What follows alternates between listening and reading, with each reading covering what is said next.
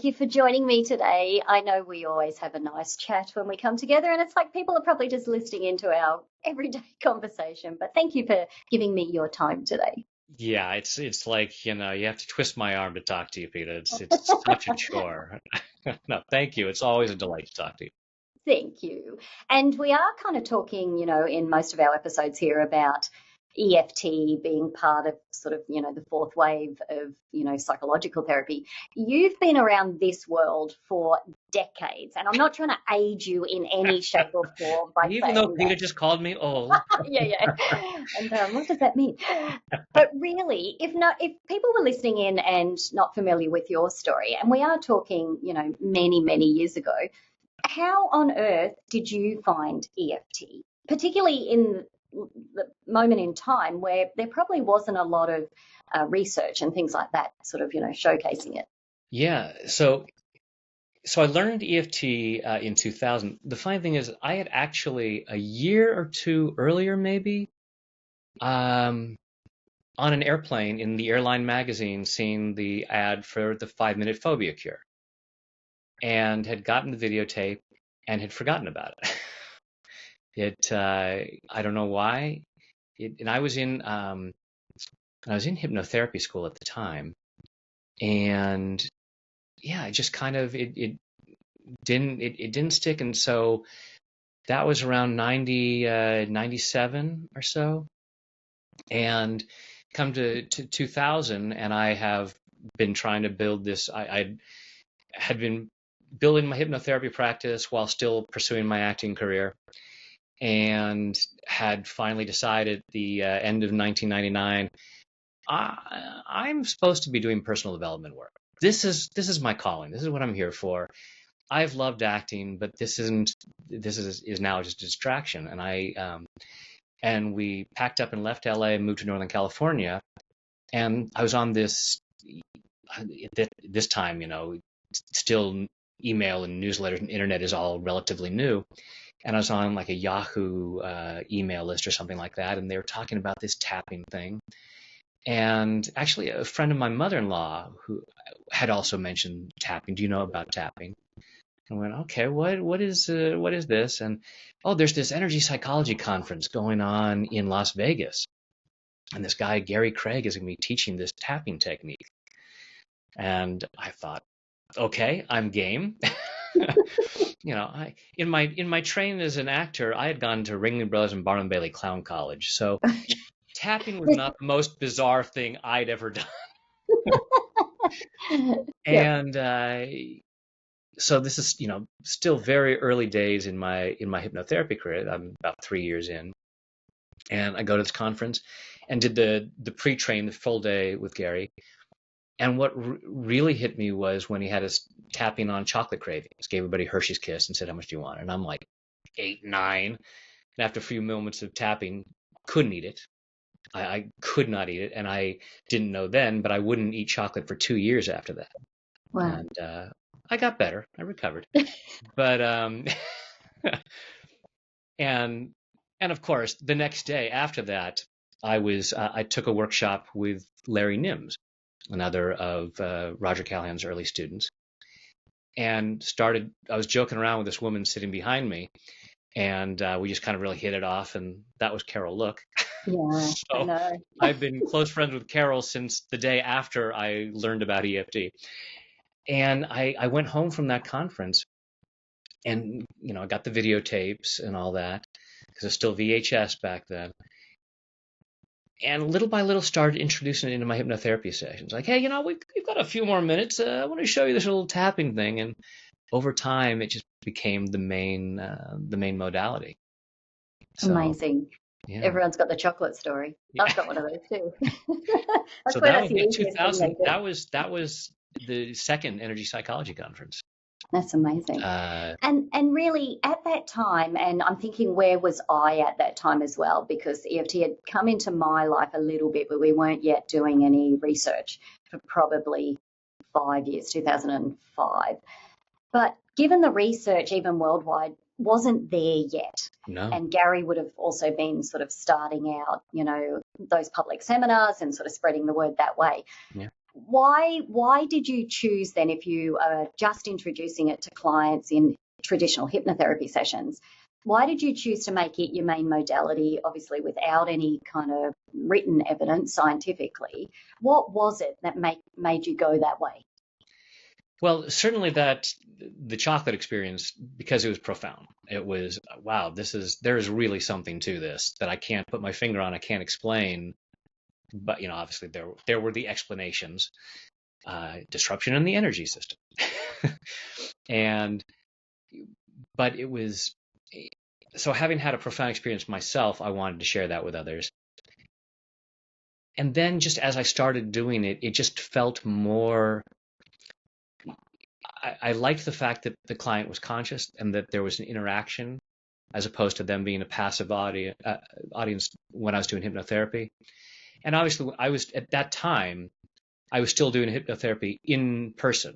So I could have them do physical signals like, if you agree, swallow. If you agree, raise your middle finger, little things like that. But other than that, there wasn't a lot of interaction. So having the ability to do it in a conscious way, and I just found that it just felt right.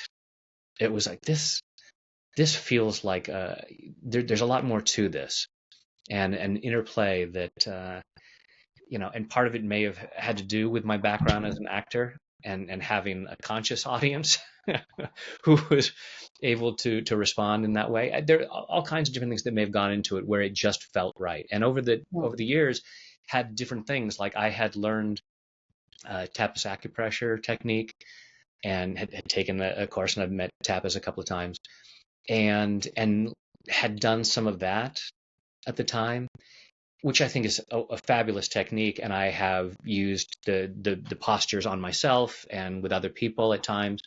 But in terms of working with clients, tapping just felt right. And now 24 years in, and having been to ASAP conferences and learning various and sundry other techniques, still come back to this and going, yeah, this is the right technique. And even back then, Gary had a pre-conference thing, but Gary was not so much of a bigger star than anybody else there.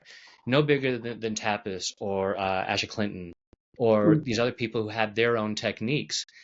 And it's over time that EFT has sort of risen to the top. And I know that there are TFT people who still say, well, it's still a secondary cousin kind of thing. And we all have our own preferences. But it has definitely become, as far from what I can tell with ASAP, it's when we talk energy psychology, EFT is at the forefront of that. And and that was it was just my preference, and I assume that, just like me, that's where a lot of people were. It's like, this is just a technique where we find it's so simple to get great results, and pretty quickly. Yeah. And anyone wondering, Tapas Fleming is here on the podcast, so there is an interview with her. So we unpack what the technique is, and there are lots of links. So anyone, head to the show notes and her page to listen in if you haven't done that so far. So tell me, Brad, I'm guessing part of the decision is that you saw outcomes in clients as well. So it felt right to you. Patients are more conscious, they're interacting, obviously tapping with you. But I'm guessing that you also saw outcomes.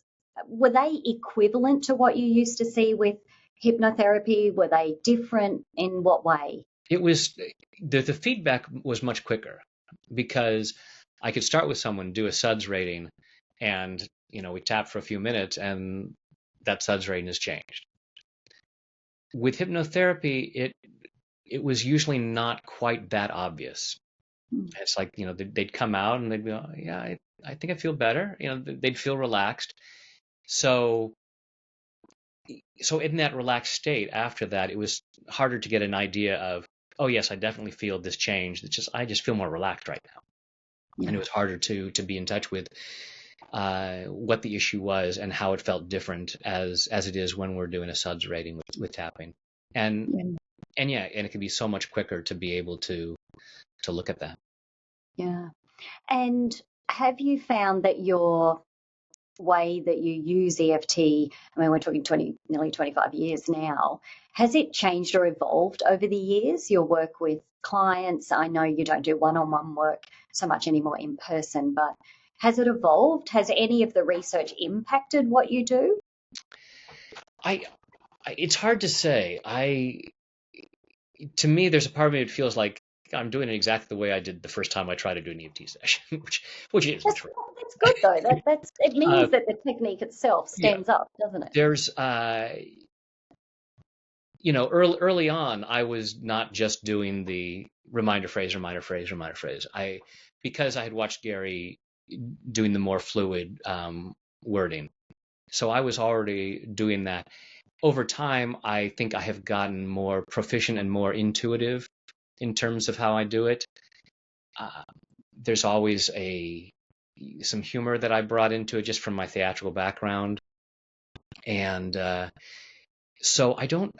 It's hard to say exactly how it may have changed. I hope that I've gotten better. I was like, no, you're pretty much doing it the way you did on day one. But there's deeper intuition. I pick things up more and get a sense of things to say that I probably didn't do early on. Early on had some things that this might be a clever thing to say or something like that, as opposed to now it's like I just have the sense that I need to talk about this, and so that's just become more fluid. But there isn't particularly techniques or something like that I do differently. And I know that there are a lot of great things. Obviously, in EFT, there's tell the story technique and all of these different things, which are fantastic.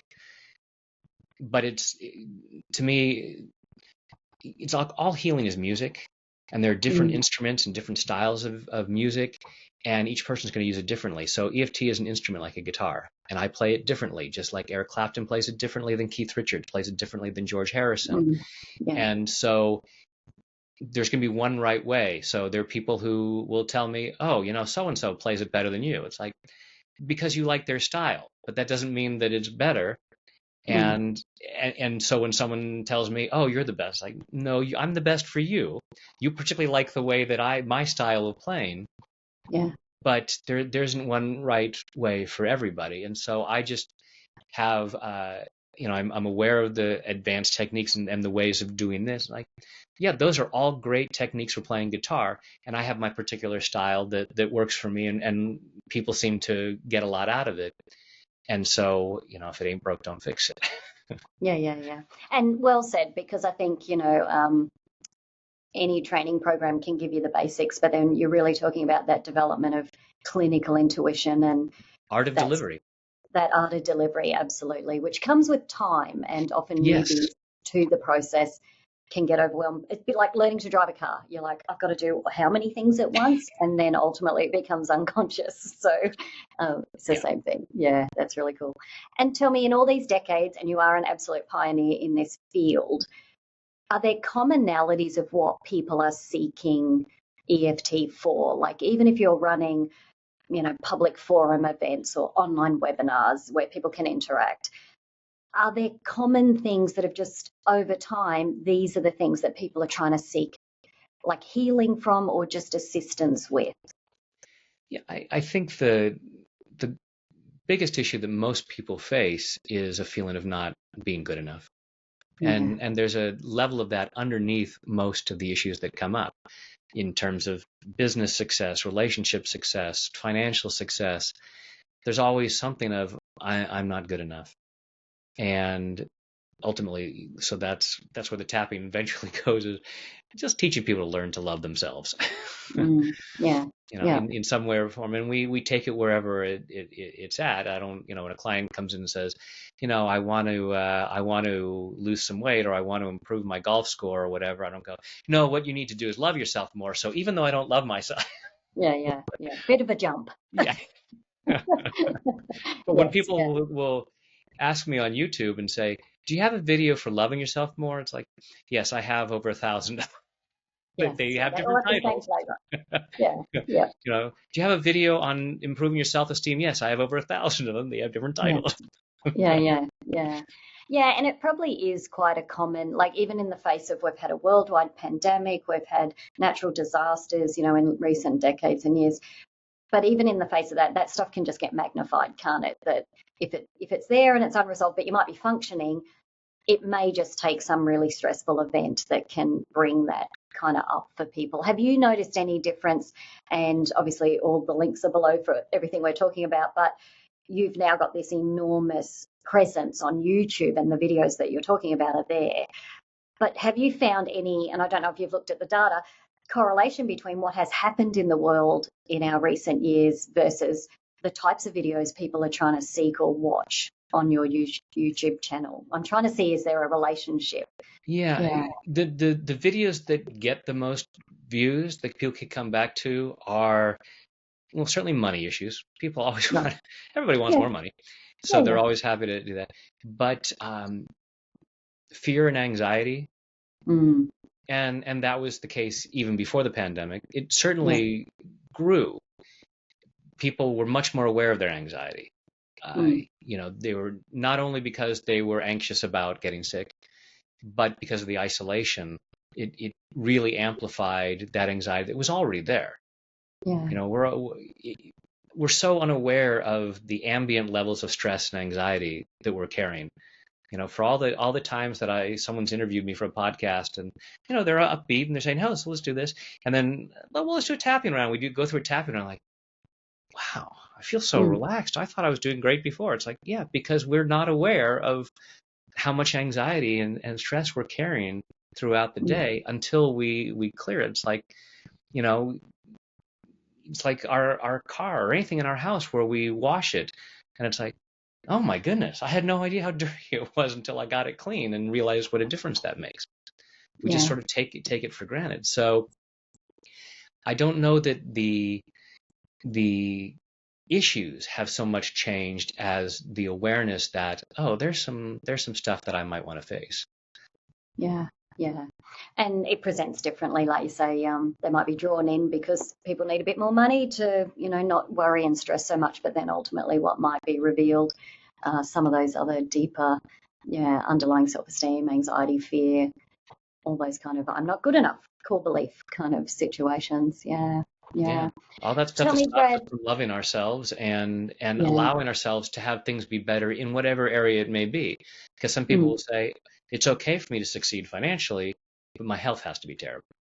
And mm, you can't have it all and things like that. I'm mm, like, I want to challenge that. There's, yeah. there's, And what if? Yeah, yeah. what if you could? What if Yes, you could be yes, happy, healthy, and wealthy? We should, yes, yeah, yeah, let's push the envelope, shall we?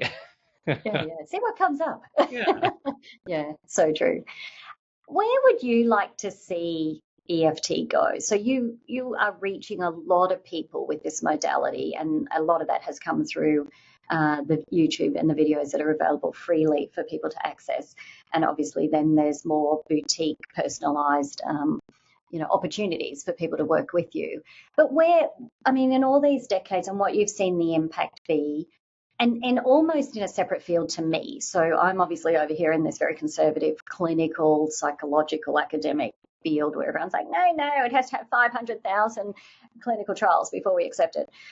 I'm being facetious, everybody. Right.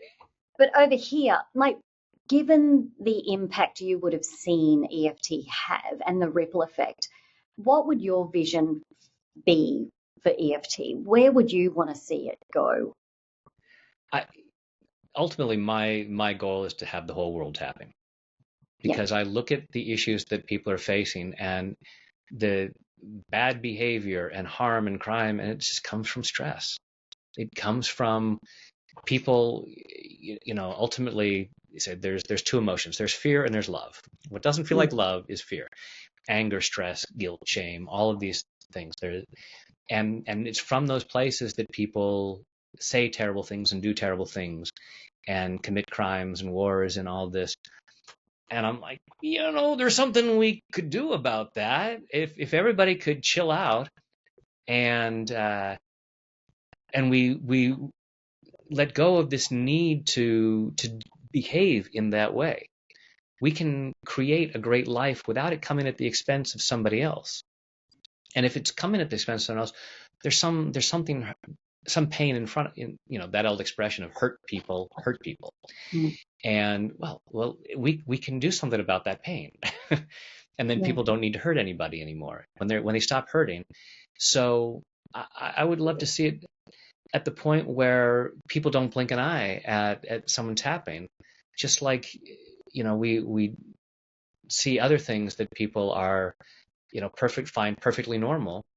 And you might see somebody on the street just tapping, and someone else might go, oh, you know what? That's probably a good idea. I should probably do some tapping myself.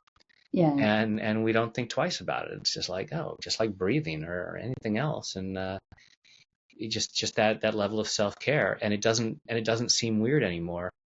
And everybody will just be much more peaceful. I wear this wristband that says cultivate peace, and this to me is one of the easiest, most effective ways to do it. That's why I make the videos for free on YouTube. It's like I'm up to something.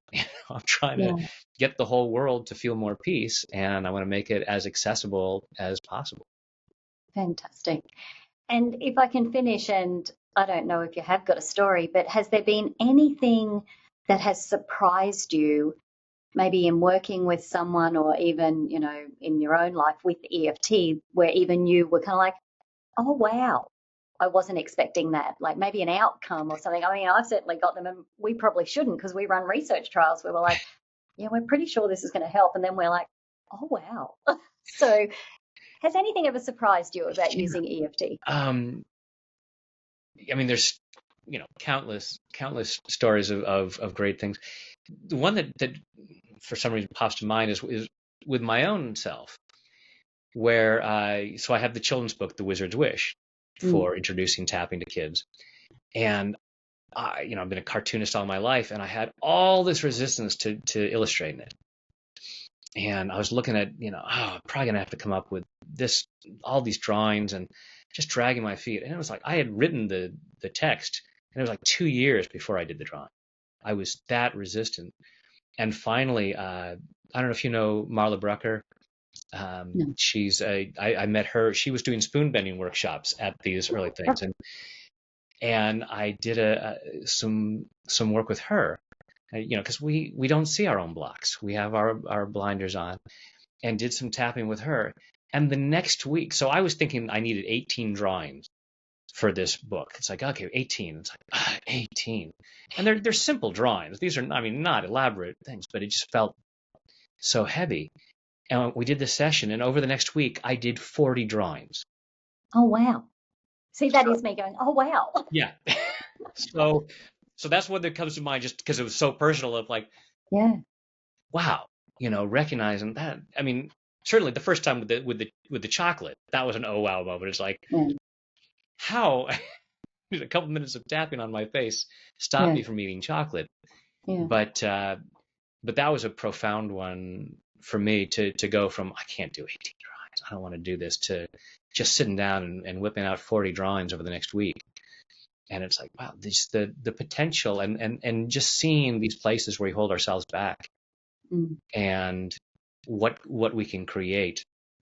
So in terms of, getting it more out there, not just in terms of people feeling more peace and not doing harm, but the freedom to do much more good. And people, tapping into their own genius and sharing their gifts. And I've often told audiences, I'm not doing this for you. I'm doing this for all the people out there that are not receiving your gifts yet, but will after you clear your resistance. Yeah, that's right. And it can start really in your own home. It can start with you. I know we would love all these other, but it's like we can start, and we literally have this opportunity in our fingertips, that has such an intersect there with mind and body and issues and stress, and amazing. Yeah. Being compassionate with ourselves for being human, which I have to do on a daily basis, just as we're going through an election cycle here in the U.S. And I find myself going down paths with thoughts that it's like, this is not cultivating peace. And I'm, fortunately, I am much quicker at catching myself and tapping and saying, what's going on here? Why why do I need to go into that place? And and we both know Dr. Joe Vitale, and I'll go into, I'm sorry, please forgive me, thank you, I love you, but I'll tap while doing Ho'oponopono and just clearing out that, okay, whatever. And it's like, okay. And this is an opportunity for me to clear out things. And sometimes I even think I was at a store and I saw this guy wearing a shirt that I found offensive. And I thought, yeah, okay.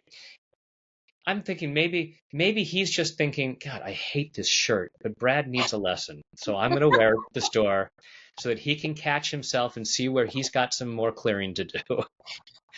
And you don't know that that's not the reason. I don't. Wow. And it's just if we do it at home, and whatever I can clear, and everything's energy. So we're all connected. So the clearing that I do on myself is ultimately benefiting the collective whole. That's right. And then if we can get other people doing it, all the better. Amazing. Brad, thank you. It's been a joy. We love chatting anyway, but just to hear from a pioneer's point of view and from the very early days, you and Carol look as well, being masters in this field, but embracing it well before there was any research, evidence, scientific, nothing. There was barely anything because at some level people didn't find they probably needed it, and it was just, hey, this thing works. I'm going to do it again. I want to feel the way I felt the first time I did it or whatever, and to just keep that going, and now to so freely share your gifts through your videos. And all of those links are below, everybody, including to the books that Brad has mentioned. I absolutely urge you to jump on there and follow Brad and watch the videos. Go looking for the self-esteem and the I'm not good enough and the money ones, and they'll all come back to the same thing, which is ultimately learning to kind of, reconnect with ourselves and loving ourselves more. I've been so blessed to get to do this. I've been blessed with the opportunities, like when YouTube came along, and it was like I just had this thought of, oh, I'll make a video that people can start their day with, and I'll call it Tap of the Morning, and then I'm done. Yeah. And 6 months later, going, I should have one after the evening, and then I'm done. And then another one, and then it's just like, wow. And then I'm so grateful for you and the work you're doing, because there are people who are just going to try it and go, oh, this helps, and that's all I need. And there's other people, it's like, I really want it to be backed up by research. And so I am so grateful that you there with like, no, there's actually science. It's not just hope and a prayer and all that. Yeah. No, that's all good. We're using our gifts in our own way. I agree.